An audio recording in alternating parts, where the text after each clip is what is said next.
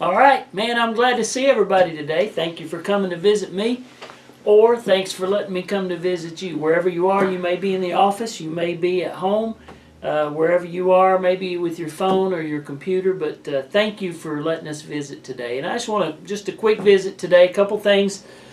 I want to rehearse just a little bit the weekend that we had. We had an incredible weekend last weekend. Started with the Classics. They went to they met for lunch and then went to a nursing home and sang. Had a great ministry. I love them. I love that. Saturday, we had our fall festival here at the mill. We had a train for kids to ride. We had games. We had a good turnout. And then Saturday night, we had a fish fry. We had lots of fish. And so I hope you got some. I appreciate those that worked hard on our fish fry and Mr. Tom and celebrated some birthdays, and Saturday night was a great time. So all in all, it was a great weekend. It was a busy Saturday, but a very fun day for the church family. And Sunday, a great day Sunday as well, with music and worship, and we recognized our softball team. Hopefully you saw their pink shirts. And by the way, if you want a pink shirt, we're selling those for $25 to help raise a little money for Sarah and Bobby. And Sarah is fighting cancer, and so just some cancer awareness with the pink shirts, and we're excited about ministering in the lives of our families, and so great day. Now I want to tell you a lot of things coming up. It's hard to believe. This is the last week of October. We're moving into November, and what that means is it's almost the holiday season. So we got a lot of holiday things coming up. Just a few. This Saturday is our ladies' breakfast. I want to remind you of that at the Brick House Grill. And then Sunday night, I'm very excited. First time we've ever done this, we're going to do a night of worship here at our church. And it'll be lots of songs, lots of music. There will be opportunities for testimonies and just to share some different things. And so Sunday night, 6 o'clock, right here at the mill in our worship building. All of the groups that normally meet will meet together, and I hope you'll come. I think I'm anxious to see what kind of turnout we're going to have, and I know we're going to have great worship, and you're going to love the songs. We're going to have some songs that are some of your favorites, and it's going to be a great night Sunday night. And then moving into the holidays, I know that the parade, the Mount Pleasant Christmas Parade, will be December 7th, and we'll be meeting right here at the mill in our parking lot. They will be assembling all the floats here. We'll have our facilities open, and we'll have Christmas parties. The old-fashioned Christmas is December 1, and we always do that party here. We will have our fruit bags like we always. Just a lot of cool stuff coming up for Christmas. So get ready, get your calendars ready, and we'll be ready to move into the holidays. But today, I want to share with you a little bit to continue the thought from Sunday. Sunday's message was part 4 of the book of Joshua. And the name of the lesson was Tricked by the Enemy. And so Thursday of this week is Halloween. And of course that is the night trick or treat.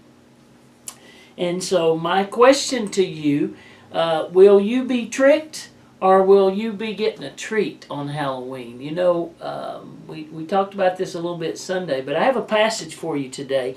Galatians chapter 6. And here's the thing. There's a lot of people today that are being tricked. They may be being deceived by a friend, by business, by something financially. There's a lot of ways to get tricked. And it's not fun getting tricked. It's not fun to be deceived. But man, I'm going to tell you, this world, there's folks out there that are looking to trick you and deceive you and take your money and take your energy. Well, something even more serious than that is the devil. He's our enemy, Satan. He is a deceiver. He is called a liar. And since the fall, in the beginning of time, he has been trying to deceive people into following him instead of following Jesus Christ, the Son of God. Listen to this passage in Galatians chapter 6. You've probably heard this verse, but I want you to listen to it. Galatians chapter 6, verse 7. Be not deceived. You know what Paul is saying here? He's writing this letter to the church at Galatia. And he says, look, church, don't get tricked. Don't get tricked. That's what he's saying, literally. Be not deceived. God is not mocked. You can trick me, you can deceive me, you can lie to me, but you can't trick God. Now, here's the thing. People can fool me. I have people all, well, Pastor, I'll be there, I'll be at church, and I'm doing good, and I've been trying to be good, and sir, you know what? Maybe, but God knows. You can trick me. You can fool me, but you can't fool God. In fact, he said, don't be tricked. Don't be deceived by thinking that you can trick God. Sometimes people use the word hypocrisy. That means that you act like you're something, but really on the inside you're something else. That's deception. It's living a lie. Don't be tricked. God is not mocked. For whatever a man sows, that will he also reap. Let me give you an example of that. And I refer back to my days growing up on the farm. We farmed a lot, and we farmed not for fun or necessarily money. We farmed to get by. My daddy was disabled, and we lived in a way out in the country, and there weren't jobs, and it was a difficult time. So we farmed to live. And so we did not have the option of not being successful at farming. We had to do it right to eat and survive. And so here's the thing. You get that ground ready, and you plow it, and you put the furrows in it and the rows. You go through there and clear it out, and then you put fertilizer in there. Then you come along and you drop in the seeds. Then you cover that up, and then you begin to weed it, keep the grass and weeds off so that your fruit can grow, your vegetables, and it can grow. Well, here's the thing. Here's what this verse says. Whatever you sow, that's what you're going to reap. If you go down in there and you put corn in there, guess what's going to grow? Corn. If you put beans in the ground, guess what's going to grow? Beans. And you're like, wow, preacher, that's not rocket science. Yeah, but you know what sometimes people are trying to do? They think they can live one way and get results another way. You can't do it. You're going to reap what you sow. If you sow seeds that are one thing, that's what you're going to reap. If you sow evil, you're going to reap evil. You're not going to sow bad seeds and all of a sudden reap good. It's impossible. Don't be tricked.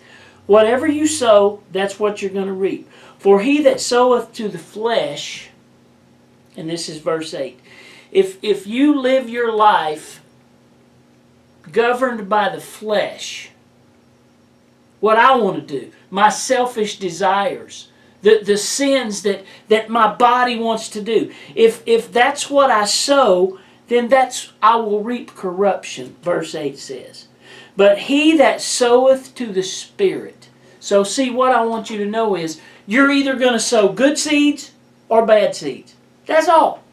You're going to sow bad seeds, you're going to reap bad results. If you sow seeds to the Spirit, God, spiritual things, then you will reap spiritual benefits, spiritual fruit.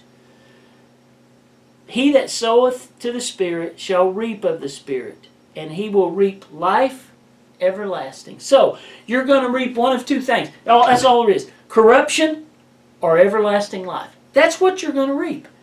And that is all dependent on what you sow. So, I would say to you, my friends, be careful how you live. Be careful what you say. Be careful what you do. Be careful where you go. Be careful what drives you. If the flesh drives you, that's what you're going to reap. If you sow seeds to the flesh, you will reap corruption.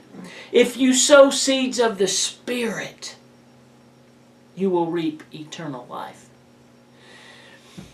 Don't be tricked. Don't listen to the world. They'll lie to you. Don't listen to the devil. He'll lie to you. He wants to destroy you. Listen to God. Listen to the Bible. Listen to your church. Listen to your preacher. Listen to your parents. Listen to the right people. Sow the right kind of seeds. And if you sow those seeds, then you will reap spiritual blessings. And you will have a life of joy and safety and peace. But if you sow, and I've heard people say, well, he's just sowing his wild oats. Well, I understand that. The problem with that is when you sow things, something's going to grow. So a lot of folks have scars because they're reaping the benefits of the seeds. Can I encourage you, sow some good seeds. Sow some seeds of love and hope and peace. And you know, you're going to spend your money on something. Spend it wisely. Spend your time on the things of the Lord. Sow spiritual seeds, and you will reap eternal fruit. Trick or treat. It's Thursday night. It's Halloween.